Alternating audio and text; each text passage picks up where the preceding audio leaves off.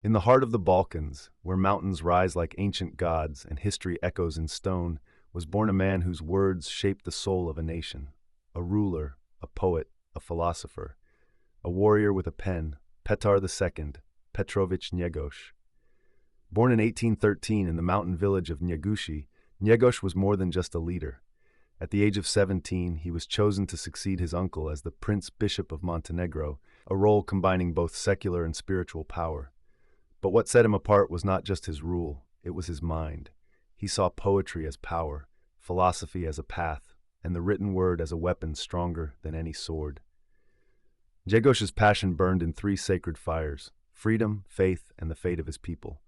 He was obsessed with the idea of identity, what it means to be Montenegrin, to be Christian, to be free.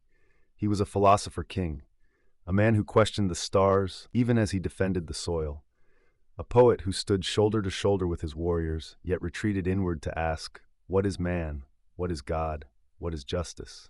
But if Njegoš left one legacy greater than his reign, it was his book. Gorski Vijenac, The Mountain Wreath. Published in 1847, this epic poetic drama would become the heart of Montenegrin literature and a mirror of its soul. Set in the 18th century, the book dramatizes a gathering of Montenegrin chieftains. Their mission? To purge their land of the Ottoman influence and reclaim their spiritual and national identity.